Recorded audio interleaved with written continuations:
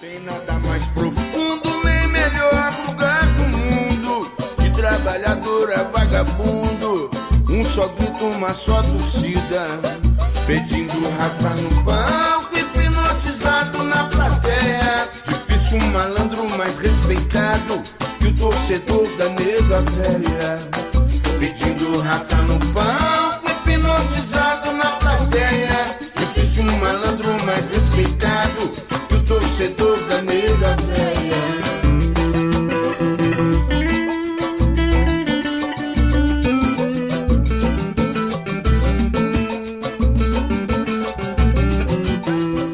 Bom, tá começando mais um MacaCast, episódio de número 13, é isso, e neste episódio retomamos aí o papo de futebol atual, né? Até porque nos últimos 12 episódios, desde a volta do MacaCast, falamos com diversos personagens. Agora vamos falar entre nós, né? E sobre o time no qual torcemos, que é no caso a Ponte Preta. A Macaca que volta a campo depois dessa parada de 4 meses, mais de 4 meses aí de paralisação por conta do novo coronavírus. Então, na próxima quarta-feira, a Ponte volta a campo para evitar o rebaixamento à Série A2 depois de mais de 20 anos, hein? Vale ressaltar que a última vez que a Ponte disputou a Série A2 foi em 99, depois não caiu mais. Então o último jogo foi o derby, no qual não vamos lembrar, vocês sabem muito bem o resultado, todos que estão ouvindo sabem, mas os próximos 2 jogos, quarta-feira 7h15 a Ponte joga contra o Novo Horizontino na Arena Barueri, teoricamente em casa. E no domingo, às 4 da tarde, joga contra o Mirassol em São Bernardo, teoricamente fora de casa, né? Os 2 jogos fora de casa, porque Campinas está na fase vermelha e não pode atuar, não pode ter jogo aqui na cidade, tanto no estádio Moisés Lucarelli, quanto aliás, no outro estádio. A Ponte está no grupo A, só para repassar aos amigos, hoje temos Rogério e André Salles, Ponte, Água Santa e Oeste. Claro, elas lutam, as equipes lutam aí para brigar contra o rebaixamento e ao mesmo tempo pela segunda vaga, né? Vou passar a situação da Ponte.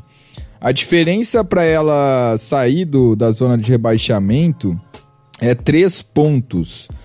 Ela tem um saldo de gols aí que pode ajudar também. Ela tem -5, Água Santa tem -7 e Oeste -13. O Água Santa e Oeste enfrentam Palmeiras e Corinthians na última rodada. Então a coisa é um pouquinho difícil, mas tudo bem, vamos lá. Passando aqui o time, né, a Ponte para jogar essas 2 partidas aí decisivas, o Brigatti vai ter aí 27 jogadores, 2 recém-chegados, o Moisés e o Osman, mesmo assim eles são dúvidas, né? O Moisés chegou do Concórdia, assinou o contrato por empréstimo, e o Osman, que também é dúvida, no caso, ele tá na parte física, né, a dúvida dele. Ele tá sem atuar desde agosto de 2019 por conta de uma lesão no joelho, então praticamente aí 1 ano. O Roger e o Alisson estão fora, o Roger, depois daquela papagaiada que ele fez no derby, tá suspenso, e o Alisson foi expulso também, por conta da papagaiada também que teve no derby, então vai ter que cumprir. A Ponte entrou com um pedido de efeito suspensivo, né, para ter os 2 jogadores, mas eu acho que isso não vai acontecer. Passando o provável time: Ivan no gol, Apodi, Alisson, Trevisan e Lazzaroni, Dauan, Bruno Reis, Zanocelo e João Paulo, Safira e Roger. Tem aí os goleiros... Oi. Oi. Se você me permite, você acabou de falar que o Alisson tá suspenso, né? Você botou ele na escalação, né? Verdade. Eu tô contando com o efeito suspensivo, né? Ah, você botou o Roger no ataque também? Botei. Ivan, Apodi, Alisson, Trevisan e Lazzaroni. Aí Dauan, Bruno Reis, Vinícius Anocélio, João Paulo, Safira e Roger. Ah, beleza. Mas, né, tô contando com efeito suspensivo. Sem o efeito suspensivo, aí tem de zagueiro o Wellington Carvalho, o Léo, o Trevisan e o Kleber Reis. São esses quatro. No ataque, tem, além do Roger e o Safira, tem o Bruno Rodrigues, o João Veras, o Osman é dúvida e o Moisés é dúvida. Então, tem Bruno Rodrigues e João Veras. Na zaga, eu acho que provavelmente aí vamos de Trevisan e... difícil, hein? Kleber, Trevisan e Lazzaroni, Safira e Bruno Rodrigues. Enfim, Proco, bem-vindo ao MacaCast. Cara, que time ruim. É isso que eu tenho pra falar. Fala, Joãozinho. Prazer estar falando com você aqui de novo, com o pessoal, com os ouvintes. Um abraço a todos. Eu queria, primeiro, não é tanto prazeroso assim estar conversando com vocês. Primeiro de tudo pela situação da Ponte, né, que é realmente lamentável. Você falando... Lendo o time, aí a gente começa a ter calafrio já, né? Mas eu queria começar a minha participação nessa minha primeira inserção aqui, declarando primeiramente meus sentimentos e lamentando as mortes de quem, por acaso, tá ouvindo aqui a gente e perdeu algum familiar pela Covid-19. Também lamentando muito, eu lembro, João, que você ainda estava na Central, na primeira semana de isolamento, quando eu estava em casa, e a gente gravou pela Central uma conversa falando sobre o fatídico derby, que eu não quero nem lembrar, mas e a gente não tinha a menor ideia do que ia ser, do que ia acontecer, quanto tempo a gente ia ficar em casa, quantas pessoas a gente perderia, e no fim eu acho que tudo aconteceu da pior maneira possível, né? Aqui no Brasil a gente chega em números assim assustadores, tudo por muita incompetência de todos os gestores aí, independente da escala federal, estadual, municipal. A gente fez tudo de errado que podia ser feito, e o futebol tá voltando da maneira errada também, na minha opinião. Eu acho ainda muito cedo, eu acho que a gente não vai ser capaz de fazer as coisas direito como foram feitas na Europa. A gente viu de uma maneira segura, já numa curva descendente da taxa de infecção e de mortes. Em Santa Catarina tem time com 20 e tantos infectados, o campeonato voltou, mas teve que parar de novo, enfim, uma bagunça, e acho que é uma pena que a gente esteja voltando na pressa, sem ter feito nada direito. Então é um prazer estar conversando aqui com você, é um prazer falar de Ponte Preta sempre, mas a gente tem que fazer esse registro. E de novo, declara meus sentimentos aí, alguém que porventura tenha perdido algum familiar, algum conhecido. Eu perdi uma colega de faculdade, da minha idade, 28 anos, e realmente não é uma doença aí que por muita incompetência de muita gente, matou muita gente, muito mais do que deveria. Enfim, de novo, voltando agora para a parte de campo, né? Eu acho que a gente, como Ponte Pretano, e acho que até a diretoria da Ponte talvez tivesse uma esperança de que não houvesse rebaixamento. A gente, no começo também, um pouquinho já, alguns meses depois da paralisação do futebol, a gente ouviu falar de reuniões da Federação Paulista em que era conversado que poderia ser cancelado o rebaixamento. E até tinha times grandes que eram favoráveis a isso, como o Corinthians, mas no final... depois dessas reuniões agora mais recentes, a gente sabe que o rebaixamento está confirmado, o que não exime, nem se ele fosse confirmado ou se ele fosse cancelado, não exime a responsabilidade, mas muito mal assumida pela diretoria, pelo departamento de futebol da Ponte, de ter colocado em campo o pior time do campeonato, né? A Ponte foi o pior time do campeonato até então, e se for rebaixado vai ser com muito merecimento, mas que a gente deve pensar, torcida e diretoria, que essa paralisação, por mais dolorosa que tenha sido, nos deu a chance de tentar nos redimir e reviver, né, nessas duas últimas rodadas. Se o campeonato não tivesse parado, João, a Ponte já tinha caído. Isso é inegável. Depois, para juntar os cacos lá, e tentar ganhar os últimos 2 jogos ia ser muito difícil. Agora, muito tempo depois, né, com algumas contratações mesmo que não vão poder jogar, a gente já sente que o clima está um pouquinho diferente entre os jogadores, há um clima até de otimismo, de muita motivação. Vamos ver se a Ponte agora consegue escapar sem pressão de torcida, né? Vamos jogar com portões fechados e longe da cidade de Campinas. Então o time é o mesmo, que amedronta um pouco. O Brigatti tem aí uma responsabilidade enorme nas mãos dele, mas vamos torcer para tudo dar certo e a gente conseguir escapar desse rebaixamento, porque o time é ruim, né? Vamos ver se ele consegue ganhar aí dois joguinhos por 1-0 e tirar a gente dessa situação, que é lamentável para um time do tamanho da Ponte, que já está há mais de 20 anos na Série A1 do Campeonato Paulista. É o time fora os 4 grandes que está há mais tempo sem ser rebaixado, sem jogar a Série A2. Para a gente seria desastroso para a imagem, para aspecto financeiro e para tudo dentro do clube. O Proco bem lembrado aí a questão do que o futebol volta num momento muito difícil, né? Batemos aí 80 mil mortes praticamente no Brasil por conta da Covid-19. E a situação não está melhorando nem um pouco, né? A curva ainda sobe em alguns lugares, em outros lugares nem tanto, mas não tem um aspecto de melhora, né? Principalmente no interior de São Paulo. E eu acho que enquanto não tivermos a vacina milagrosa, a situação vai ser, infelizmente, bem parecida com a que vivemos nos últimos meses, né? Claro, espero estar errado, mas pela lógica é isso que deve acontecer. E o futebol volta, né? Sem torcida, a Ponte vai jogar em Barueri e em São Bernardo do Campo, né? Barueri, teoricamente, ela joga em casa, em São Bernardo ela joga fora nessas 2 últimas partidas da Série A2. Rogério, falar pra ti, cara, time ruim, né? E a Ponte contratou o Mirassol inteiro. E o que mais me deixa curioso, né, é que o gestor de futebol do Mirassol é o Barbarotti, que foi mandado embora aqui da Ponte, né? Não tô falando que ele é um ótimo gestor, que ele é perfeito e tudo mais. Não, tem os erros dele. Mas é bem curioso, né, que a Ponte mandou embora o Barbarotti, que contratou no Mirassol, e a Ponte foi lá e contratou metade praticamente do time do Mirassol.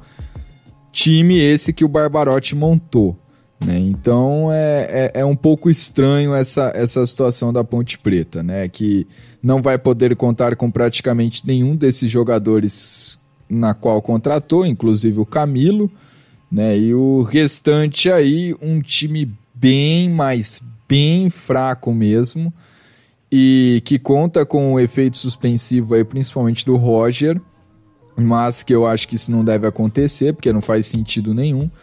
E outra questão também, né, é que a Ponte vai ter que contar, claro, com o bom futebol, mas eu acho que com a sorte, né, Rogério?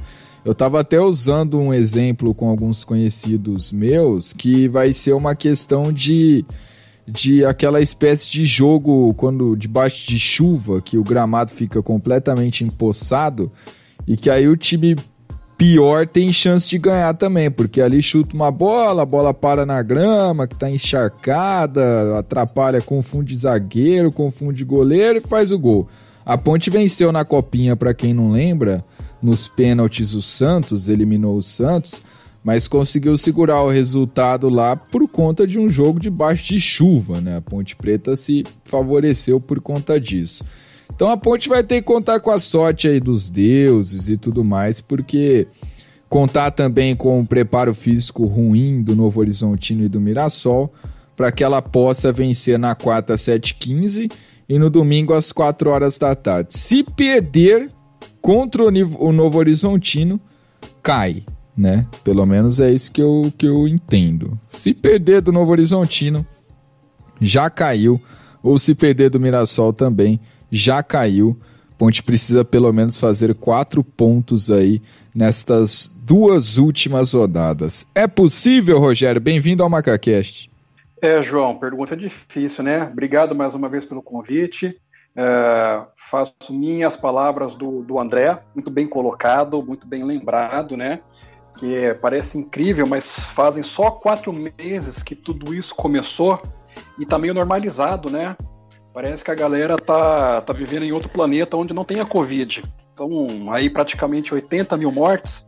E, pô, bola rola, o pessoal vai na 13 de maio, parece que é Natal. Enfim, lamentável tudo isso, né? Mas vamos tocando a nossa vida. Agora, em relação à Ponte, a dúvida que fica não é nem pela Ponte Preta, o time que vai entrar em campo, porque ele vai ser mais fraco do que o jogo do derby, né? Contando com efeito suspensivo, não sei se o Roger e o Alisson joga, eu acredito que não, mas é um time mais fraco ainda do que do derby. A dúvida é como Mirassol e Novo Horizontino vão entrar em campo. Essa é a dúvida. Porque em tempo normal, a Ponte já teria sido rebaixada. Esses dois times estavam muito mais à frente da Ponte. Tecnicamente, taticamente, fisicamente. Agora, com essa parada, a Ponte praticamente desmontou o Mirassol. O Novo Horizontino também a gente não sabe como ele vai entrar em campo. Então, a esperança da torcida Ponte Pretana é essa. Rezar para que esses dois times entrem enfraquecidos em campo para poder aí sim a Ponte tentar fazer um jogo mais de igual a igual, porque no normal isso não ia acontecer. Agora, esperar que a Ponte tenha evoluído nesse período de quarentena, eu não acredito. Ela voltou recentemente junto com todos os outros, fez uma preparação física razoável, eu acredito, igual aos outros times, mas o Brigatti não teve tempo de fazer coletivo, preparação técnica, tática, dentro de campo com bola rolando. Então não vai mudar nada. Esses atletas que chegaram agora contratados, nenhum vai poder entrar em campo, a não ser o Moisés, que é uma incógnita, dentro de um time periférico de Santa Catarina, mas futebol é uma caixinha de surpresa, né? Ele pode entrar, fazer 2 gols, a Ponte ganha os 2 jogos de 1-0 e ele vira herói. É improvável. Já o Osman, eu não acredito que ele jogue, porque ele está há 1 ano parado e seria temerário o departamento médico da Ponte Preta liberar ele para jogar.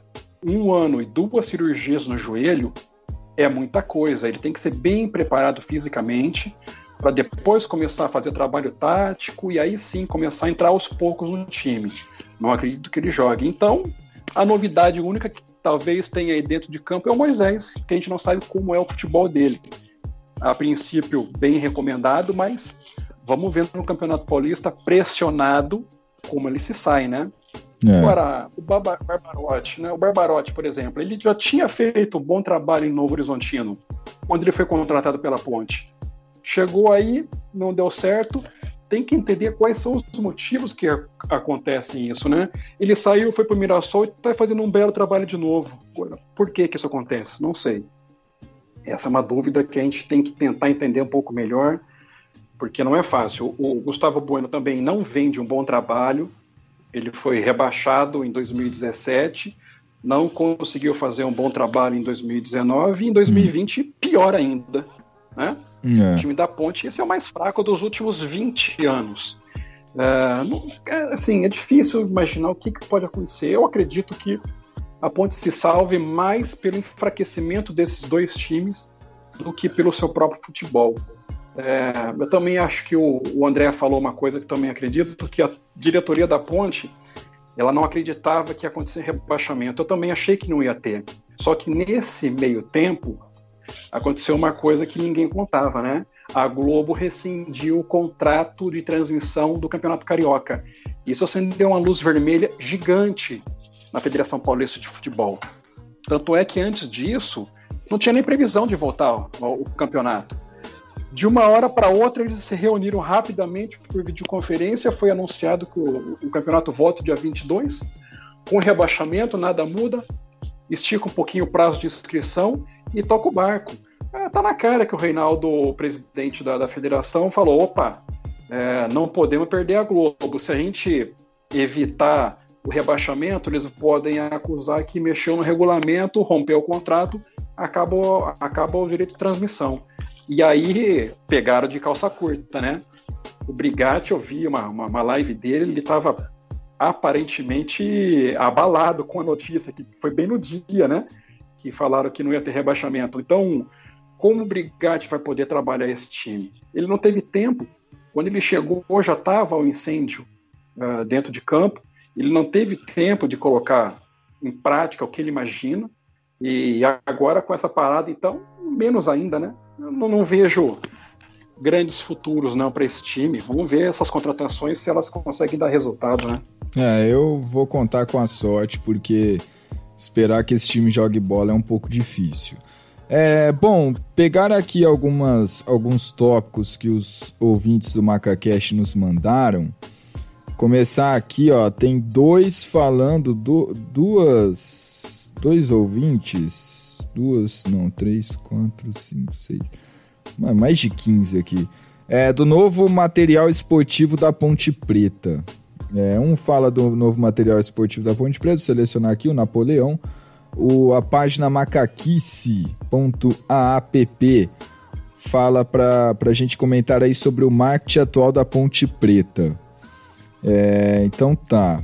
E do restante aí, muita galera. Bom, depois eu faço. Então, ô Proco, sobre o novo material esportivo da Ponte Preta, o que você tá sabendo sobre essa situação? Então, Joãozinho, é até bom o nosso ouvinte perguntar. Acho que é uma coisa que tá todo mundo ansioso, né? A gente ficou muito tempo com a mesma camisa da Topper, já faz quase 3 anos, cara. Já faz quase 3 anos com a mesma camiseta. Isso é um absurdo, né? E a Topper não fez nenhum lançamento de camisa 1 e 2, lançou até camisa 3 e tal, mas muito tempo para ficar no mesmo material esportivo. O contrato com a Topper, o acordo é que vai até o final do Campeonato Paulista desse ano, então independentemente se a Ponte já tivesse com todo o material pronto da nova fornecedora, que vai ser uma marca própria, a Ponte teria que jogar até o último jogo do Campeonato Paulista com o uniforme da Topper. Então essa é a informação, a gente vai jogar na quarta-feira e no domingo com os uniformes da Topper, que a gente já está super acostumado a ver. Caso, é até meio impensável, a gente tá conversando de rebaixamento aqui, morrendo de medo, mas a Ponte ainda tem chance de classificação, tá? Sim. Para as quartas de final. E caso a Ponte jogue quartas de final, semifinal, final de Campeonato Paulista, ela vai jogar de Topper, porque o acordo é até o final do Campeonato Paulista. Pro brasileiro, a esperança ainda não confirmada da diretoria da Ponte é que os materiais já estejam prontos para tanto venda quanto a utilização nos jogos já a partir da primeira rodada do Campeonato Brasileiro da Série B, o uniforme novo. Por que isso ainda não está tão pronto e tão... não vai para jogo assim com certeza absoluta? Primeiro, por causa desse contrato com a Topper que vai até o final do Campeonato Paulista, esse é o acordo. Segundo, que por conta da pandemia, a fabricante responsável pelos novos uniformes da Ponte também teve que paralisar, né? Uma fábrica enorme que, além de fazer material para times como material próprio, também fornece para algumas outras empresas de marca, né? Ela também produz para essas outras empresas de marca e também teve que ser paralisada. A fábrica ficou um tempo fechado lá em Santa Catarina. E agora que isso está sendo retomado, então não existe a certeza de que vai ter o número de material necessário para já entrar em campo na primeira rodada do Campeonato Brasileiro, mas essa é a esperança, e nas primeiras semanas de agosto aí, esse material já vai estar disponível. A lojinha também trocou de mãos, né? Saiu da Gadel, vai para a administração da Esportiva, e a loja está passando agora por algumas alterações, não deve abrir nem tão cedo, porque a gente ainda está na fase vermelha, né? Aqui em Campinas, talvez a loja física não abra tão cedo, mas o lançamento aí da camisa deve ser feito remotamente pela internet já nas primeiras semanas de agosto. Essas são as informações que eu tenho, Joãozinho. Bom, espero que seja uma camiseta bonita, né? Teve até a participação do torcedor aí para fazer o modelo da terceira camisa. O pessoal é suspeito para falar, mas o pessoal tá elogiando bastante lá dentro, viu, João? A qualidade do material e o design também. Só o campeonato, né? Aliás, tem ouvintes nossos aqui que inclusive participaram dessa seleção, né? Então, talvez eles fiquem bravos, né? Ou bravas, no caso da Liz Anqueta, que vive escutando o MacaCast. Mas foi uma seleção meio estranha, né, Li? A senhora concorda comigo, eu acho, né? Pelo menos na minha opinião. Não fez muito sentido para mim essa seleção. Claro que tivemos aí outros fatores, né? Foi aberto para todo mundo votar, teve gente que fez campanha, não é todo mundo que votou que torce para a Ponte, às vezes é amigo, parente, enfim, essas coisas acontecem. Mas a terceira camisa, se bem produzida, ela pode gerar, sim, uma camisa bonita, né? Apesar de, no meu gosto, assim, eu não é muito do meu gosto aquela terceira camisa, mas ok, venceu, democracia, é isso aí. Ô, João, ela é uma releitura de uma camisa muito feia, né? É uma releitura de uma das camisas mais feias da história da Ponte. Pode ser que ela fique bonita. O Chiro, que é o Fernando Vieira, que é o autor do design, é até amigo meu, e ele é apaixonado nessa camiseta, foi muito legal, ele fez um engajamento, acabou vencendo quem teve mais engajamento, né, e não a camisa mais bonita. Nem fale de engajamento. Mas e eu acho que no material, depois que a gente vê, a gente vai conseguir falar melhor como se ficou bonita e se não ficou, mas ela é uma releitura de uma camisa naturalmente feia, né? Teve outras camisas, uma camisa, né, de 95, 96, da época do Nivaldo Baldo. Isso. Quando ele entrou na Ponte, ele inverteu o busto do majestoso, ele mudou o distintivo da Ponte, né? Não o próprio distintivo, mas ele colocou uma coroa de flores, de folhas em volta, colocou tipo um V na camisa e meteu a Singer no peito ali na época, né? Eu até comprei naquela época, eu lembro que eu comprei, não sei nem onde foi parar essa camiseta, mas é uma releitura dessa daí de 95, 96, realmente... Não é bonito. Não é das mais... não é das mais bonitas. Parece aquela camisa de goleiro do Bragantino, sabe? Aquelas antigas, assim, do Bragantino. Eu não acredito que ela entre em campo, né? Ela talvez entre no aniversário da Ponte, não sei... Mas dificilmente ela entra em campo, né? Agora, o que me causa um pouco de apreensão nessa questão do novo uniforme, eu não tenho dúvida que a qualidade vai ser boa também, o design dele vai ser bonito, até porque, como o Proco disse, essa fábrica de Santa Catarina, ela produz para Puma, Adidas e essas grandes marcas, né? A maioria dessas empresas, elas licenciam alguma fábrica no Brasil, e é elas que fabricam, né? Aí a Nike, Puma, Adidas, Umbro, vai lá e só estampa a marca deles. Então, fabricando nesses mesmos locais, a tendência é que o material seja o mesmo. Então, eu não vejo problema nisso. O que me dá um pouco de apreensão é que, quando você tem o patrocínio no caso, o fornecimento de material por uma dessas empresas grandes, você não tem o custo da fabricação, que é relativamente alto. Se você colocar ao longo de uma temporada toda, é muito material produzido. Agora, com uma marca própria, quem paga esse custo é a Ponte Preta, tá certo? E aí eu acredito que no final de 2020, quando fechar o balanço, vai ter uma linha em vermelho ali, ó, escrito custo de produção de uniforme.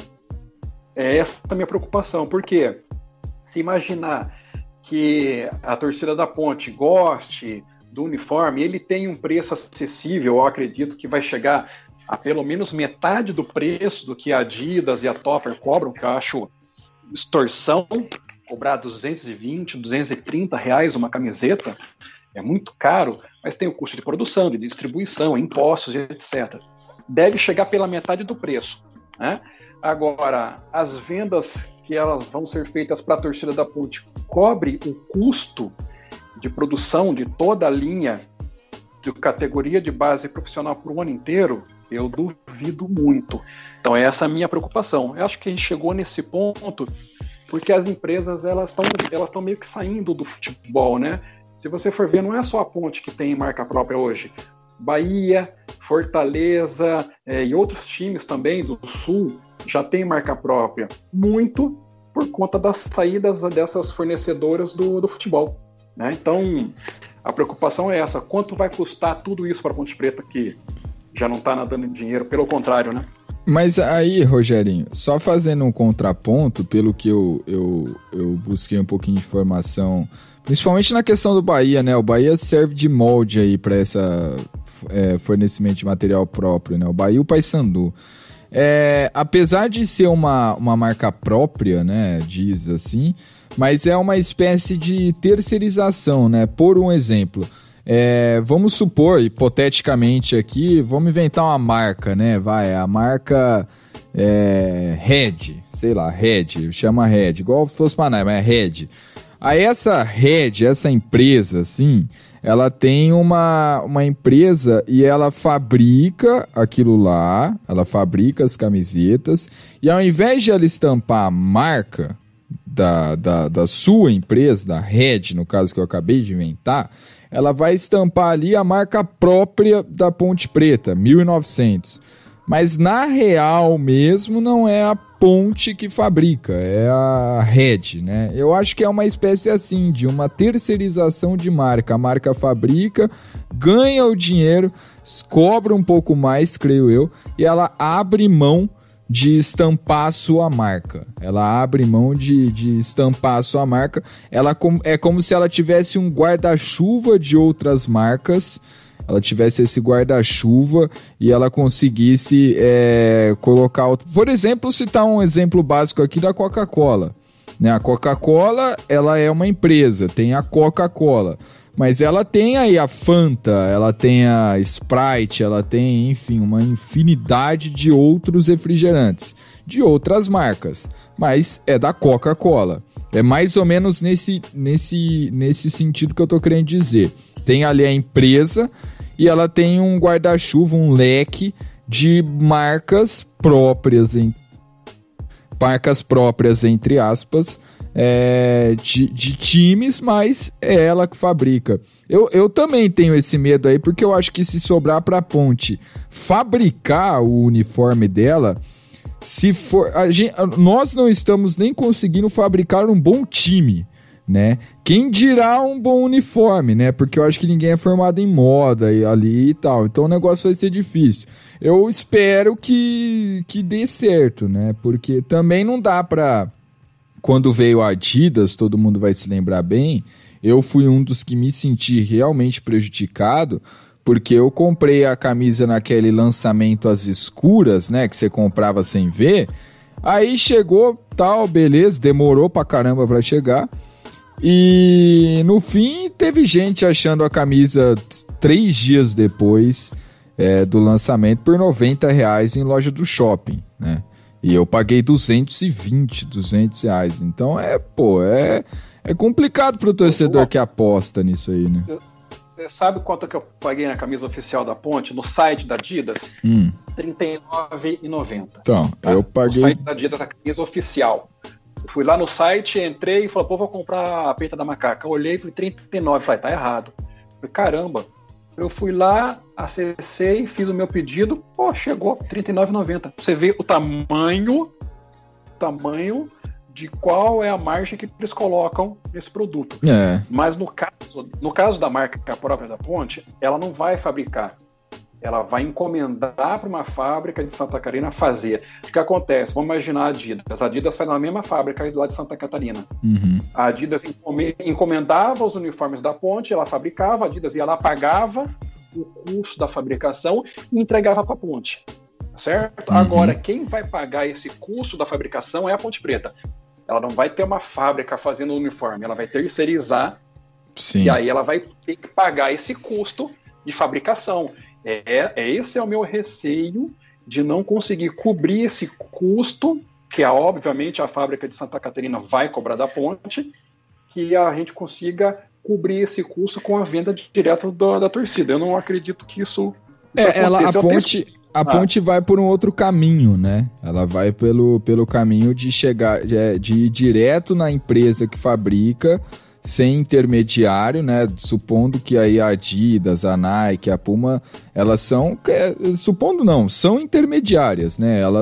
Elas fazem esse elo de ligação entre o clube e a empresa que fabrica, ou a pessoa que compra um tênis da Nike e a empresa que fabrica esse tênis da Nike, né? Porque a empresa que fabrica o tênis da Nike não é propriamente dito uma empresa da Nike. Ela fabrica outros tênis e ali fabrica também os da Nike. Como o Rogério disse, ela licencia algumas empresas, né? Então, João, é um elo, né? Finalizar esse assunto, que eu acho que dá muito pano pra manga, é um assunto legal, que a gente gosta e tal. Mas no caso dessa marca própria, é um caminho que você até falou que a Ponte está indo direto na fábrica, que muitos clubes, mais ou menos do mesmo porte do que a Ponte, estão sendo obrigados a fazer, porque querem alguma marca específica. No caso do sonho aqui da diretoria da Ponte, depois da troca do Abdala por Tiãozinho, o sonho era a Umbro, e a Ponte chegou até a trocar ideia com o Atlético Paranaense para o Atlético fazer o meio de campo para a Umbro vir aqui fornecer. Essas empresas, elas estão tendo elas mesmas dificuldade no fornecimento de material com os clubes, e a gente vê isso acontecer com... Nossa, quantas empresas de material esportivo não saíram aqui da Ponte pela porta dos fundos, né? E isso acontece com quase todos os clubes no Brasil, e muitos clubes do mesmo porte da Ponte estão sendo obrigados a ir para essa fabricação própria, que é bem entre aspas, né? Que é a questão dessa terceirização que vocês falaram. E aí você acaba produzindo um uniforme legal, de uma boa qualidade, de uma maneira que seja, em teoria, mais barato. É óbvio que o custo fica para a Ponte, mas acaba ficando mais barato para o consumidor, né? Que o Rogério também já citou. E tem times se dando muito bem com isso. Vocês já falaram do Bahia, mas eu posso citar até o Ceará, recentemente também lançou a marca própria, saiu da Topper também, inclusive, lançou a Vozão lá e estão vendendo mesmo sem jogo. Agora voltou o Campeonato Cearense, né? Mas antes disso, no lançamento venderam super bem, o Fortaleza já tinha feito isso, e esses times estão conseguindo vender bem e ganhar dinheiro dessa maneira. Sim. Tem algumas coisas que precisam ser pontuadas. É óbvio que a questão do engajamento do torcedor para saber se ele vai comprar essa camiseta depende muito se ela for bonita. Só que, de tudo, sabe o que eu acho? Depende muito se ela for bonita e depende também do gramado, sim, né? A gente ouviu o Marco Della Volpe falando disso. Tudo depende do gramado, né? A camisa pode ser a mais linda possível, que se cair para a Série A2, o torcedor não vai comprar porque ele não quer saber de Ponte. Mas uma questão aí é que... e outra coisa, João, que o Rogério falou da questão da Adidas aqui na Ponte. O problema da Adidas, eu tenho material da Adidas aqui a dar com pau, com o símbolo da Ponte. Planejo ter cada vez mais, porque é coisa que dura para a vida inteira. Então eu vejo alguém vendendo a camisa da Adidas até usada, eu compro, porque a qualidade é um absurdo.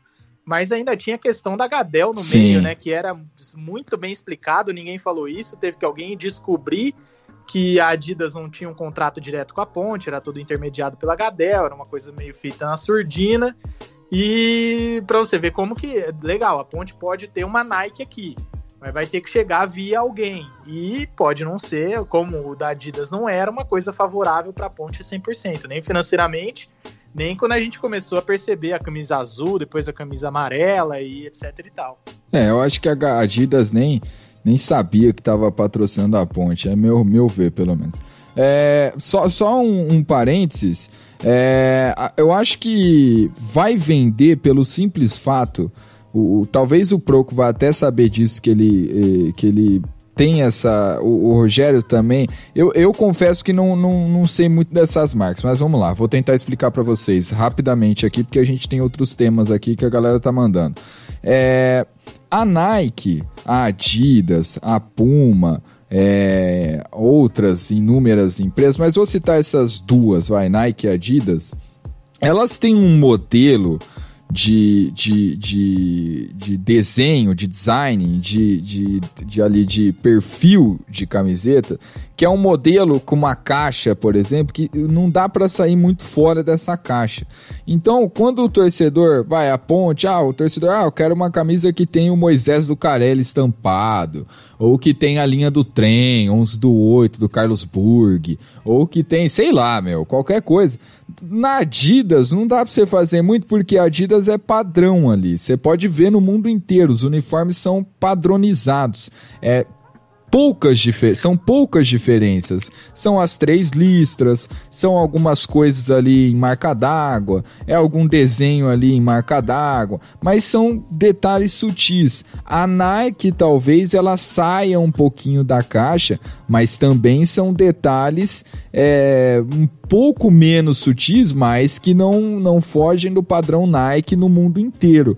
Então, quando eu acho que o clube tem esse poder de mandar fabricar a camisa que quiser, o desenho que quiser, ele pode, por exemplo, fazer o que a Ponte fez, a campanha para o torcedor mandar o desenho da camisa, a votação, fazer uma camisa especial sobre o estádio, fazer uma camisa especial sobre algum personagem. Não precisa ficar sempre recorrendo aos padrões pré-estabelecidos de Nike e Adidas, que tem uma forma ali de fazer que são camisas de modelos já pré-estabelecidos. Não sei, deu para entender um pouco o que eu quis dizer?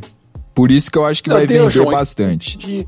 Mas é assim, você poderia fazer esse tipo de movimentação numa camisa de treino, por exemplo, ou no terceiro uniforme, porque o primeiro e o segundo, por estatuto, você não pode mexer. É branco com faixa preta ou ao contrário. Tudo bem que tentaram, né?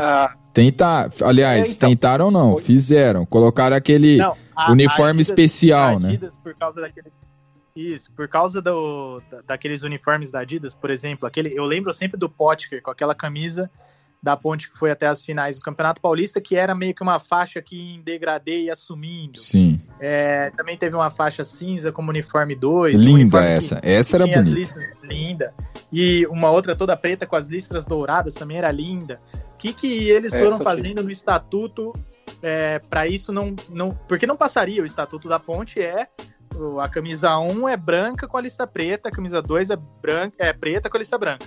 Eles foram fazendo, Rogério, não sei se você sabe disso, camisa 1, 2, 3, 4, 5, 6, 7, 8, 9, 10 camisas no Estatuto da Ponte. A 1 e a 2 são aquelas.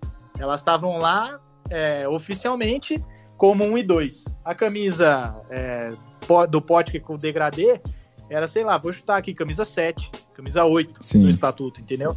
Eles deram uma dibrada, não é bem assim. Existe o Estatuto, mas eles deram uma dibrada. Então, mas nem para entrar em campo, conforme o estatuto, você não pode entrar com um uniforme desse tipo em jogo oficial.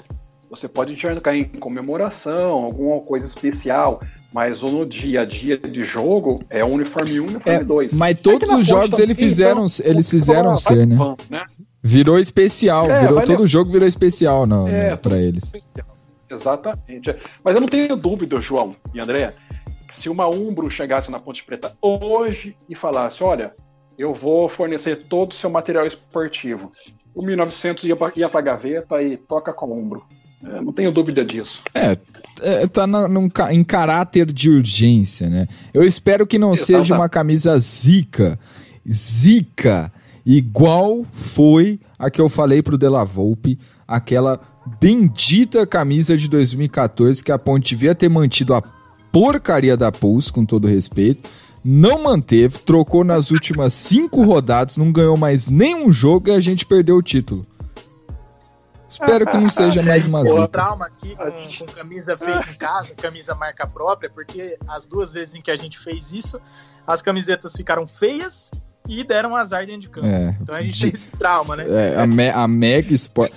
Aliás, Ponte Preta, se você nos escuta, eu sei que tem gente que trabalha dentro da Ponte que escuta o MacaCast. Pelo amor do Pai Eterno, dos deuses, dos santos, arruma o número na camisa, Ponte Preta.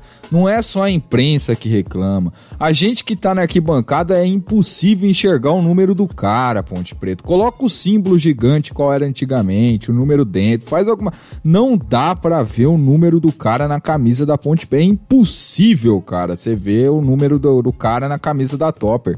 Os caras colocam a faixa branca com o número branco também, um contorno preto. É impossível ver o número do cara. Dá uma atenção nisso aí, porque, mas só a imprensa que reclama, não sei. Não, pô, eu que vou na arquibancada, eu não sei o número do cara, pô.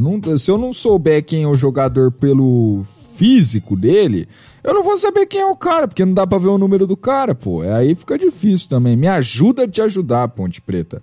Pelo amor de Deus. A solução já tá aí, é o símbolo da ponte com o número dentro. Ficou linda aquela camisa. Melhor ideia. Ficou linda. Aliás, K10, mas viu, o Fabiano Gadelha vestindo. Pois é. Eu tenho uma esperança, eu acredito que o uniforme vai ser muito bonito, vai ter um preço acessível, a torcida vai gostar, eu acho que eles vão comprar. Só não sei se a longo prazo vai ser sustentável financeiramente, mas isso lá na frente a gente vê. Agora eu tenho uma... Você já imaginou que louco? A Ponte Preta ser campeã da Série B com uniforme próprio e sem torcida no estádio? Cara, eu acho que é uma probabilidade boa, porque no fundo é a gente que dá azar. ser um negócio muito invertido pra dar certo. Então, cara. Quem sabe, cara? A torcida da Ponte sempre teve a forma de empurrar o time, né? Quem sabe ela empurrando. Daqui a pouco eles vão falar que não pode jogar de uniforme porque tem contágio, joga sem camisa. Aí a gente ganha, pô. Aí ninguém. Eu ia falar pra você que no último jogo, com a Ponte erguendo o troféu, não ia ter polícia no mundo que ia segurar a invasão no estádio. Isso eu tenho certeza. Não torcer dá. pra que dê certo. Se o cara não morrer de corona, ele vai morrer ali infartado. O cara vai no estádio. A parte boa é que essa Série B vai acabar só lá no começo do ano que vem, né? Até e a parte ruim é que tem derby no começo do ano, né? Pra você começar o ano assim, daquele jeito, assim, sabe? Tipo, derby na primeira semana do ano. Que maravilha. Depois desse último derby aí, eu não acredito que a Ponte não vença esses dois próximos. Olha, vai ser uma surpresa pra mim se a Ponte não ganhar esses dois, viu? Porque eu acho que ficou tão atravessado, principalmente pra diretoria, porque o Tiãozinho foi lá e deu uma bobeira, né? O Brigatti também deu um mole. Mas ainda tá dando bobeira, Rogério. Olha o que o Roger falou ali, pô. Fica quieto, meu. Ô, Roger, fica quieto, Roger. Pô, cara. Se você for... Não concorda, Rogério? O cara foi pra falar na imprensa, vai ganhar os dois próximos 10. Sabe que isso dá azar, velho. Olha, eu vou falar uma coisa. Eu, quando eu escuto essa história de time se motivar porque o outro falou isso, não sei quem falou aquilo, eu acho isso uma bobagem tão grande. Mas, ô Rogério, eu não sei, mas dá azar, cara. Não é questão de motivar, a questão é o azar mesmo, sabe? O mundo é invertido no Moisés do Carelli. Não é de motivação, não, mas é zica mesmo. O planeta é invertido. Azar da Ponte foi João Brigatti ter feito aquelas substituições bizarras. Aquilo foi um azar. O time era ruim também, né? Cá entre nós. Tem que vencer. Que o time vai fazer uma virada meio tempo porque o Roger falou isso, o Tiãozinho falou aquilo. Cara, é o melhor time, é o cara que soube mexer, soube fazer uma tática e foi lá e virou, cara. O João Brigatti, espero que o Brigatti tenha aprendido, sinceramente, ele tenha aprendido como não se fazer uma substituição. Porque a gente que estava em casa assistindo aquele jogo viu que não ia dar certo, ele na beira do gramado, treinando os times o tempo todo, tinha a obrigação de saber que aquela substituição ia dar muito errado. Muito errado. Foi lá e fez, né? Fazer o quê? Paciência. O Adriano Moral, isso mesmo, Adriano Moral, 83. Jefferson pode ser considerado jogador de futebol profissional? Sim. Felizmente ou infelizmente, mas pode ser. Pô, fez gol no Palmeiras em 2017, Adriano. Pô, o menino Gé é o menino Gé. Ele ainda vai render bons... Ô, João, o Brigatti gosta bastante dele, hein? Ele fez aquele gol, o Zé Roberto escorregou porque ficou com medo do Jefferson. Isso é um fato. Mas o Brigatti gosta bastante do Jefferson e existe uma chance bem grande dele jogar nesse próximo jogo aí. Não duvido. Aí ele joga até de atacante. Por que lado da defesa ponte pretana a gente tomou a virada? Me responde. O gol direito, né? Todos os gols foram pelo direito, só o outro que foi um escanteio e foi... mas teve um ali que o Apodi também ajudou muito, né? Mesmo sendo pro lado direito. Distanciamento social. O Apodi entrou porque o Jefferson estava tomando um vareio do lado dele, e aí o Brigatti tentou consertar e piorou ainda mais. O Apodi conseguiu ser pior que o Jefferson. Aliás, o Apodi não tá jogando nada, né, desde que veio. O Jefferson é profissional porque ele tem contrato assinado. Mas eu gosto do menino Gé. O menino Gé é bom. Fez gol no Palmeiras, eu fiquei feliz. Vamos continuar aqui, deixa eu ver aqui, tem umas 20 pessoas que mandaram a mesma coisa, eu vou linkar. Vou separar alguns aqui, a página, né, Macaquice, fala sobre o marketing atual da Ponte Preta. Aí aqui algumas pessoas, por exemplo, o Matheus Cremonese... Não, o Matheus falou da Série B, tá? O Gui Cal, a MP que está em debate no futebol nessas últimas semanas, e o Diogo também, Ponte ficar de fora da MP, da Globo e essas coisas. Então, o Macaquis fala do marketing, o Diogo da MP e o Gui também da MP. esses dois assuntos se intercalam, né? Eles se abraçam, se linkam, porque um depende do marketing também. A Ponte foi o único clube dos clubes da Série B que não colocou o seu escudo lá naquele manifesto que fizeram a favor da democratização das transmissões, né? Eu respeito as opiniões e tudo mais, mas eu acho que isso é uma barca furada igual o Titanic, porque isso vai causar uma disparidade entre os times, uma diferença entre os times. Por um exemplo, você tem o Flamengo, não vou nem usar o Flamengo, tá aí. Vamos supor o Grêmio. O Grêmio tem, 10 milhões de torcedores. As redes sociais dos caras, o YouTube o Facebook tem 50 milhões de curtidas, o Facebook tem, 10 milhões de inscritos, e tudo mais. Ok. Se o Grêmio for falar assim, não, vou transmitir no YouTube e tudo mais, não sei o que, vai ter empresa anunciando, bababá e tal, ok, ele vai falar, o preço é esse, vamos cobrar 200 mil reais para cada empresa e tal, anunciar nesse jogo, vai ter audiência, vai ter retorno, né? Por exemplo, vou ver aqui, ó, o perfil do Grêmio no YouTube tem 630 mil inscritos, né? 630 mil inscritos. O perfil da Ponte Preta tem 12.800 inscritos. Então, por exemplo, o Grêmio anunciar num perfil de 600 mil e tal para transmitir no YouTube, vai dar retorno, vai ter umas 5 milhões de pessoas assistindo. O dia que a Ponte Preta bater 5 milhões de pessoas assistindo o jogo dela no YouTube, eu troco de nome. Eu paro de me chamar João Lucas Dionísio e vocês escolhem o meu nome. Eu faço uma enquete no Instagram e vocês escolhem o meu nome.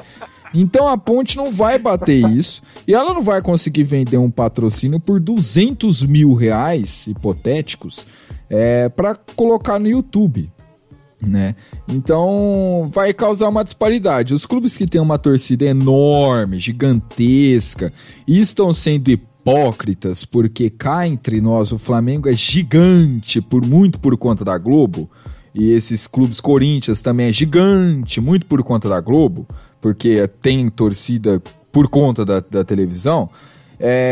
São filhotes da Globo. São filhotes da Globo. Então esses caras, eles têm uma audiência na internet absurda. Agora, como é que o Mirassol vai vender jogo no YouTube? Será que vamos bater 5 milhões de pessoas assistindo no YouTube um Brasil de Pelotas e Oeste? Não. Ô, João. Isso que eu acho barca furada. Aí a Globo paga, né? Mas quer ir no YouTube. Gente, eu acho que isso tem que ser mais pensado, sabe? Não foi muito pensado esse negócio. Estão politizando até isso. Não sei o que, se você não concorda com o presidente, você é esquerdopata, se você não concorda com a esquerda, você é fascista. Não é questão de ficar em cima do muro, mas você não pode criticar um lado, se você criticar um lado, você é do outro, se você criticar o outro, você é do outro, e assim vai, mas tudo bem, acostumei. Ô, João, eu acho besteira. Se o Rogério me permitir, eu queria até começar falando, porque tem a versão oficial da Ponte, né? Não foi divulgado como nota oficial nem nada, mas a versão oficial da Ponte pela assessoria de imprensa é que esse documento aí, que foi assinado pelos 19 clubes da Série B menos a Ponte, chegou meio que na calada da noite aí, e que isso não foi discutido, e foi por causa disso que a Ponte assinou. Não quer nem dizer que a Ponte está a favor ou que a Ponte está contra. E sinceramente, assim, isso foi discutido, eu tenho certeza que isso vai ser bom para mim. Então por que eu vou assinar? Hoje a maior fonte de renda da Ponte é com a Globo, não tem como. Não, e a maior de todos os clubes que assinaram isso, né? Clubes, óbvio, todos os clubes da Ponte não fica distante disso. Eu não tenho certeza se isso daí vai ser bom pra mim. Eu vou arrumar briga com quem eu mais recebo dinheiro, longe de mim, e acho que até longe da Ponte, querer dizer que a Globo é a salvação do futebol brasileiro e que é por causa da Globo que a gente tá aqui, e não é. Porque as cotas que a Globo divide são mal divididas, a gente fica até escondido, inclusive no Campeonato Paulista, que nesse ano tá difícil, mas a gente tem até algum papel de protagonismo, a Ponte esconde. Não, a Ponte colocou jogo... A Globo colocou esconde. Jogo 5 da tarde contra a Inter de Limeira, né? Aí Pois é, PQP, longe né? de mim defender a Globo. Mas também não é um caso da gente arrumar briga, primeiro, sem ler o documento e sem saber se isso vai ser bom pra mim. Eu até coloquei uma conta lá no Twitter, João. É coisa de ponta de lápis mesmo, matemática. A Ponte recebe da Globo 6 milhões de reais pela disputa pelos direitos de transmissão, pela disputa do Campeonato Brasileiro da Série B. Isso dá pro mandante, né, se você fizer as contas dos 19 jogos, já que são 20 clubes na Série B, dá quase 316 mil reais por jogo. Se a Ponte não tiver nada na sua manga que te dê 300 mil reais por jogo de mandante que você vai vender, não existe nenhum motivo para brigar com a Globo nesse momento, para dar esse tiro no pé. Eu falei pode até que não seja um tiro no pé, pode ser um tiro no peito, porque o dinheiro que a gente recebe da Globo é isso que banca o time que a gente põe em campo. Tudo bem se os times se juntarem, como estão planejando se juntar, para negociar, e se esses times se juntarem e botar na mesa para negociar com alguém, para alguém comprar os direitos, quem que vai comprar? Quem que você acha que vai comprar, João? A Globo que vai comprar, cara. E vai comprar por menos ainda. Dinheiro, é ela que vai pagar. E vai ficar irritado. Agora, e vai pagar menos. Assinar um manifesto que você não sabe, você não leu direito, você não discutiu nada com ninguém, e sem saber se isso vai ser bom pro clube, eu acho que a Ponte está certíssima de não ter assinado. Inclusive, o pessoal que não gosta, que diz que futebol e política não se mistura, é o primeiro a misturar política com futebol, né? É sempre assim. E diz que o Tchonzinho não assinou, porque ele é petista, porque não sei o quê. O Tchonzinho já saiu do PT, já tem certo tempo, né?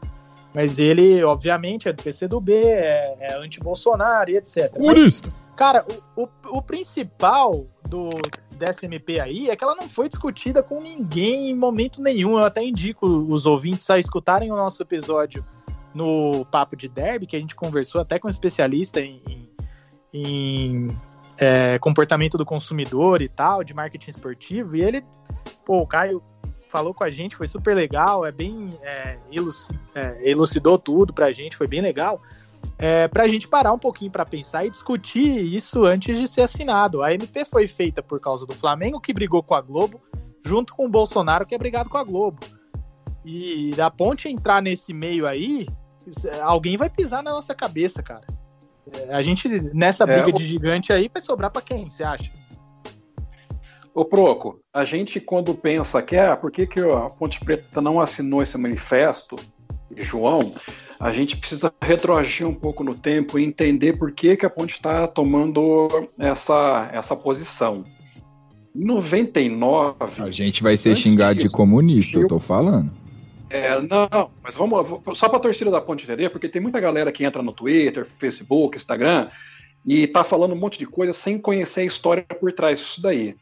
Quando surgiu o Clube dos 13, Ponte Preta, vamos ser direto aqui nos clubes de Campinas, Ponte e Guarani estavam fora. Eles ficaram chupando o dedo. A Globo foi lá, negociou com o Clube dos 13 a transmissão, deu todo o dinheiro para eles e o que sobrava o Clube dos 13 repassava para os times que não faziam parte daquela galera. Então, Ponte Preta, Guarani e alguns outros clubes que disputavam a primeira divisão na época. Tudo bem, o senhor Eduardo Fará foi lá e deu um presente para o Guarani e incluiu o time deles dentro do Clube dos 13, junto com outros, Goiás, etc., que entraram numa barca junto. E a Ponte ficou de fora, porque o senhor Fará vetou a entrada da Ponte no Clube dos 13. O que aconteceu? Naquela época, houve um acordo de cavalheiros que a Ponte também recebia a mesma verba do Guarani e dos clubes que entraram por último no Clube dos 13. Ela só não fazia parte oficialmente do círculo, mas ela recebia a mesma quantidade de verba. Tanto é que ela montou grandes times, 99, 2000, 2001. O que aconteceu em 2002? Numa reunião de Clube dos 13, a Ponte ainda tinha a promessa de continuar recebendo a mesma verba. O senhor Eurico Miranda foi na mesa, deu um soco e falou: quem não é do Clube dos 13 não recebe verba igual. E a Ponte, de lá para cá, afundou em dinheiro. Ou ninguém se lembra que o time que a Ponte montou em 2002 quase caiu no Rio São Paulo. E quase caiu depois em 2003. Por quê? Secou a verba que a Ponte recebia do Clube dos 13. Nesse meio tempo, O Sérgio Carnielli tentou inúmeras vezes peitar a Rede Globo.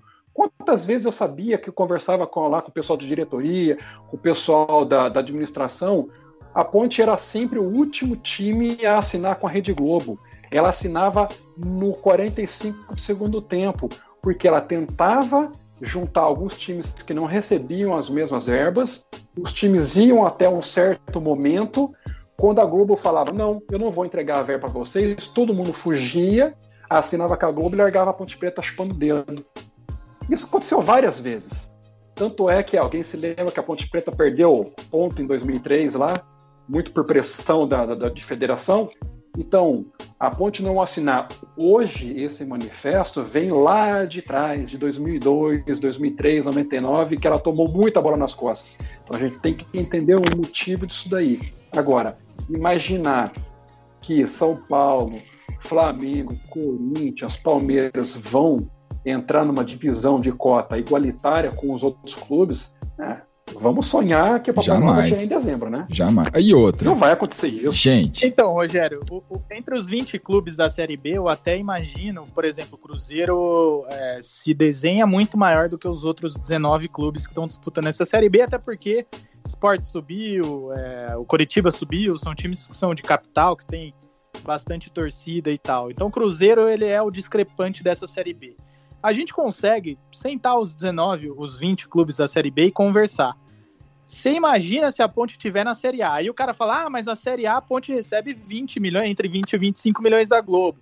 E aí, isso primeiro aumenta o quanto que a gente tem que fazer a cada jogo, né? Vai ter que vender cada jogo por R$1 milhão, tudo bem.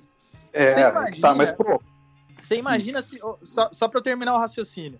Você imagina se o Flamengo, se o Landim vai sentar na mesma mesa que o Tiãozinho. Não vai sentar, cara. O cara não vai querer discutir nas mesmas condições que a gente. O Landim não vai sentar na mesma mesa que o Tiãozinho. Não vai. Mas olha o que acontece. Na Série B, hoje, todos os times recebem a mesma cota. É tudo igual. A Ponte Preta em 2018 e 2019 tentou dar uma migué falando que tinha diferença, que ela tinha que receber mais do que alguns determinados outros clubes. No arbitral, os times se reuniram e, por maioria, decidiram que não. A divisão de cota ia ser igual para todo mundo. Todo mundo recebe os mesmos 6 milhões e pouco. Então essa história, vamos negociar junto, isso já não existe, porque todo mundo recebe igual na Série B. Bom, e na Série A, aí tem a divisão, né? Assim, ó, 50% por igual para todo mundo, tá Sim. certo? Então a Globo foi lá e comprou o pacote até 2024.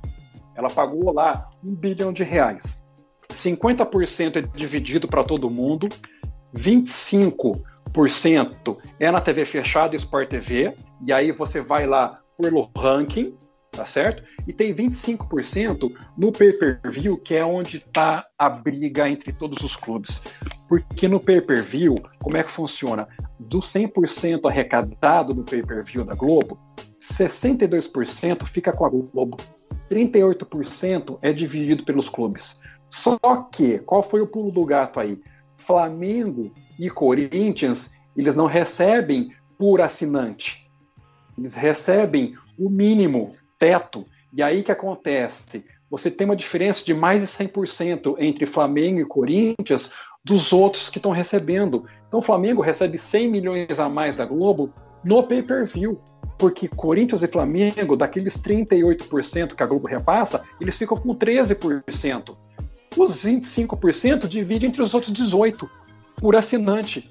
A diferença absurda de dinheiro está ali no pay-per-view. Não está no igual 50%, nem no fechado que é o Sport TV. Porque o 50% é escalonado, né? De acordo com a posição que você recebe do ano passado, que você ficou na tabela. A diferença está no pay-per-view.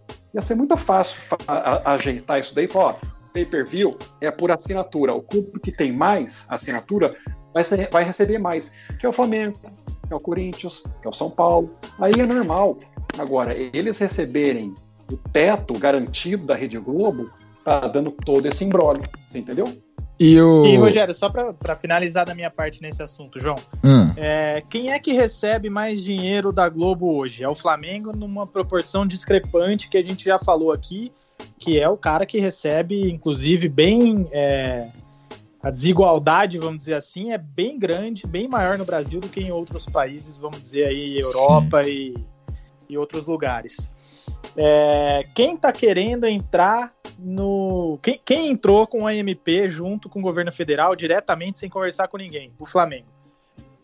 Esse nome de democratização dos direitos televisivos é muito bonito, mas eu não confio, primeiro de tudo, eu não confio nesse governo, segundo de tudo, eu não confio menos ainda no Flamengo.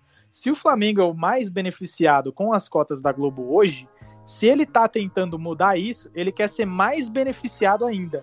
E isso vai levar a uma desigualdade ainda maior. Então, se já é difícil a gente olhar para o campo da Ponte e ver, imagina a gente entrando em campo com esse time aí do Campeonato Paulista para jogar contra o Flamengo.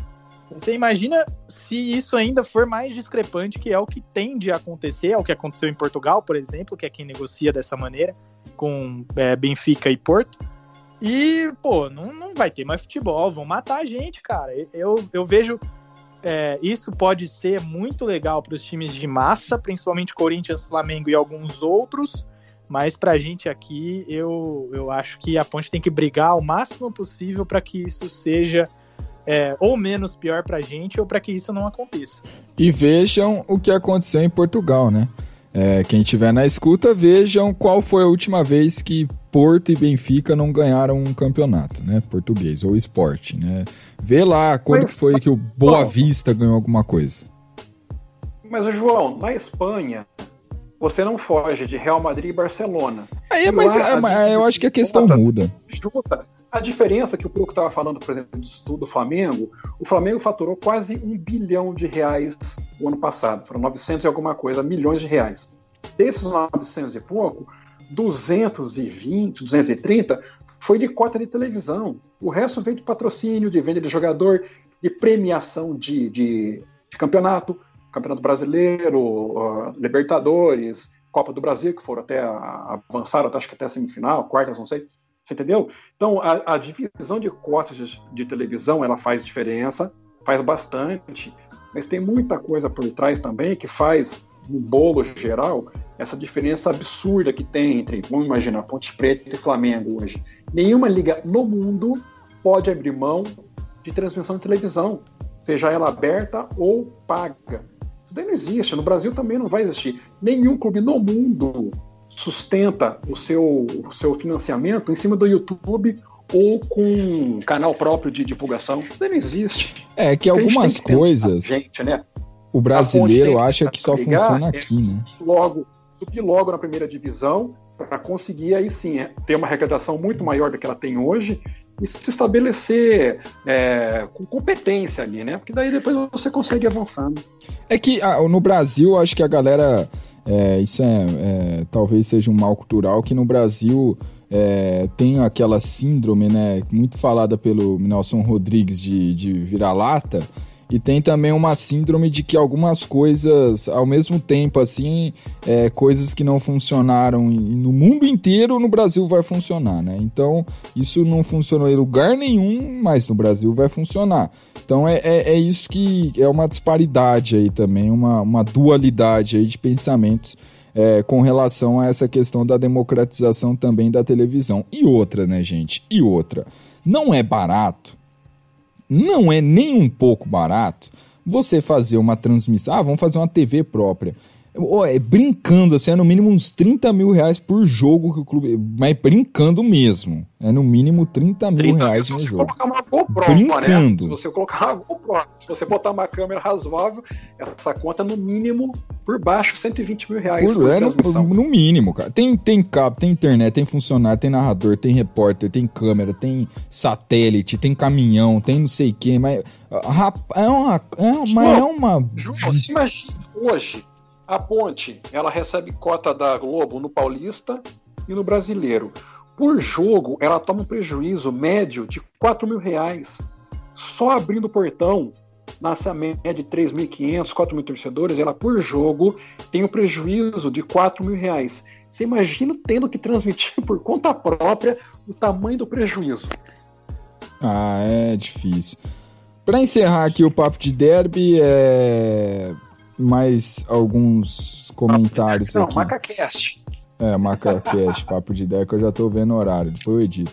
Para encerrar o MacaCast aqui, vou linkar aqui os últimos comentários aqui. Bom, vamos separar alguns. O Gramari falando aqui, perguntando se é seguro o retorno do campeonato. O Carlos Palmeira já tá bem, não vou falar iludido, mas tá bem convicto, né? Perguntando como será pegar o Santos nas quartas de final, que deu o Chiouça. E aqui também o Matheus fala o que esperar da Série B, se com o elenco e treinador atual é possível subir. O RSide85, Série B 2020, será que esse ano vem... Será que o acesso vem este ano?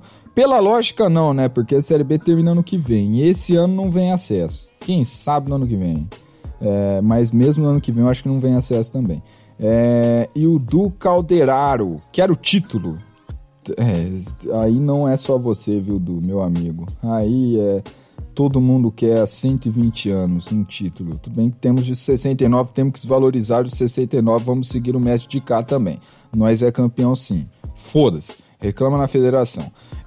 Então, para finalizar, Proco, Série B de 2020, o que esperar da Série B com Brigatti, e se é seguro o retorno do campeonato. Bom, a Série B 2020 que vai ser algo europeu, né? Vai acabar em 2021. Teremos derby aí praticamente na primeira semana de 2021. O campeonato Série B de 2020 vai terminar em 2021.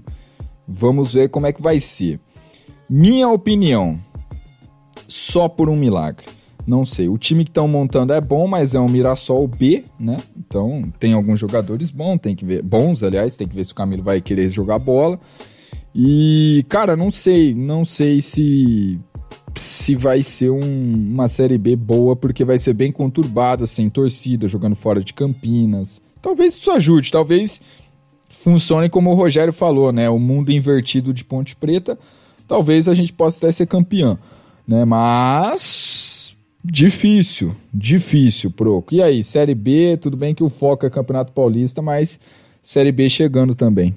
Pois é, esse Campeonato Paulista, essas últimas rodadas seriam bem mais positivas pra gente pensando, pra gente ter otimismo, se os jogadores que a Ponte contratou pudessem entrar em campo, né? Eu gostei das contratações, achei que a Ponte foi bem, a Ponte contratou jogadores caros, como o Camilo, por exemplo, um jogador bem valorizado. E eu acho que se esses caras entrassem em campo no Campeonato Paulista, a gente podia estar mais otimista para essas rodadas finais. Para a Série B, eu estou um pouco mais otimista. Eu acho que o time bem montado, sendo... que a gente, assim, já viu times bons da Ponte serem montados e em campo não terem o resultado esperado. Então não é só ter o time bom, né? Esse time que eu acho que as contratações formam. Então vai depender de um técnico, não sei se o Brigatti sobrevive a essas duas últimas rodadas do Campeonato Paulista. Eu quero acreditar que sim, porque se a Ponte se manter, ele vai se manter no cargo. Se a Ponte for rebaixada para a Série A2, eu não tenho nenhuma dúvida de que o Brigatti vai ser demitido, infelizmente. Mas é isso que, para mim, na minha cabeça, é muito claro. Então eu imagino uma Série B com um time muito melhor, mas muito melhor do que esse que vai entrar em campo nessas últimas duas rodadas, e que a Ponte vai brigar para subir, sim. Eu penso dessa maneira. A diretoria da Ponte conta muito com esse acesso, porque, assim como o Rogério também já falou, é uma questão financeira e é uma questão de planejamento dessa diretoria, que quer muito que a Arena saia em breve, e a Arena só pode ser dado andamento caso o conselho está do lado da diretoria, né? Então isso não é nem tanto problema assim, mas caso a torcida apoie e caso tenha condições financeiras de manter um time em campo sem os aportes do Papai Carnielli. E os aportes do Papai Carnielli na Série B são indispensáveis. Na Série A, com outro nível de investimento, o Carnielli poderia focar no que ele realmente se interessa hoje em dia, que é a construção da tão sonhada Arena. Aliás, fala com nós, Papai Carnielli. Estamos esperando por você para nossa entrevista no MacaCast. Rogério, para finalizar a Série B paulista e tudo mais, o que você espera? João, eu tenho, mais ou menos como o André falou, eu tenho um otimismo em relação à Série B. O que me entristece, sinceramente, é ver esse time caindo pelas tabelas do Paulista, e aí vem o diretor, vem o treinador, vem o jogador, fala, o time não encaixou. Quer me deixar louco é escutar um cara que está dentro de campo, jogando, treinando ou contratando, vir com uma resposta simples para um problema muito complexo, falar que o time não encaixou. O que é não encaixou? É só você perguntar para ele, tá, mas por que não encaixou? Eles não vão saber responder. Não deu liga. Não deu liga, não encaixou. O que é não dar liga? Por que não deu liga? Por que não encaixou? Não vão saber responder. Isso me entristece demais, porque a gente sentado aqui olhando, vê que os jogadores contratados pelo treinador, pela diretoria, não eram do perfil que o Klena sempre utilizou, que é uma defesa muito forte e uma saída rápida no contra-ataque. O melhor período do Klena foi com o Potker, foi com o André Luiz, que saiu lá na frente disparando, não era nenhum artilheiro. O Klena nunca jogou com centroavante, ele sempre jogou com um jogador móvel e rápido na frente. Botaram o Roger para jogar com o Klena. Não é um jogador que entra no esquema tático de jogo dele. E aí fala, não encaixou. Pô, tá bom, não encaixou, mas e aí? Saiu o Klena, entrou o Brigatti sem nenhum tempo de treinamento, de preparação, numa fogueira danada. E aí eu até tento relevar alguns erros que ele fez, não no derby, que aquilo lá foi imperdoável, mas muito por falta de treinamento mesmo com o time, com o elenco, não tinha muito o que fazer. Agora, para a Série B, eu espero sinceramente que a Ponte consiga escapar do rebaixamento dentro de campo, não se classifique para a próxima fase, porque daí ele vai ter um pouquinho de tempo para colocar essa galera que chegou agora aí, nova, dentro de campo, e aí sim ele conseguir transformar em prática o que ele imagina como teoria. Porque até hoje, alguém sabe qual é a forma que o João Brigatti quer que o time dele jogue? Ninguém sabe. Ele entrou numa fogueira no Paulista, vamos que vamos, aquele monte de pé de rato jogando, ele não tinha como treinar. Agora, para a Série B, se ele tiver pelo menos 15 dias, que é mais ou menos o que vai acontecer, um pouquinho menos, né? Mas pelo menos dá entrosamento para essa equipe, com os jogadores em nível razoável, eu acredito que consiga, sim, o acesso. O título eu acho difícil, mas o acesso eu acho que o Brigatti conseguindo colocar um padrão tático para esses jogadores, a gente consegue subir. Agora, primeira rodada já é um teste de fogo, tá, torcida? O América Mineiro, para mim, é um dos favoritos ao acesso. Ele vem de uma sequência muito forte do ano passado no Campeonato Brasileiro, eles quase conseguiram acesso. No Campeonato Mineiro, eles estão sem perder há muito tempo. O Lisca é o treinador, todo mundo acha que o Lisca é folclórico e tal, mas ele é um bom treinador, né? E o primeiro jogo vai ser com esse time, né? Sem torcida, vamos ver. Se a Ponte for bem nessa primeira rodada, eu começo a ter mais fé também. Vamos ver. É isso, Proco e Rogério, um abraço para vocês. Valeu, João. Valeu, Proco. Um abraço para todo mundo aí. Boa sorte pra gente. Valeu, Joãozinho. Obrigado pelo convite de novo. Vamos torcer, né, cara? Vamos rezar que Deus nos abençoe e nos proteja nesses últimos 2 jogos e 2-1-0 aí pra gente escapar, se Deus quiser. Bom, galera, só ressaltando para vocês que depois teremos o MacaCast pós-jogo, se Deus quiser, sem discussão de rebaixamento, com a vitória da Ponte. Então, provavelmente aí na quinta-feira vamos estar lançando aí mais um episódio do MacaCast pós-jogo, retorno do campeonato. E não fiquem preocupados, não precisa ficar fazendo campanha e tudo mais. Nós vamos continuar com as entrevistas no MacaCast. Fique tranquilo, isso vai continuar, mas também teremos aí as resenhas de jogo de Ponte Preta, tá certo? Um abraço para vocês, voltamos numa próxima, se Deus quiser, com a vitória da Ponte Preta. Até mais!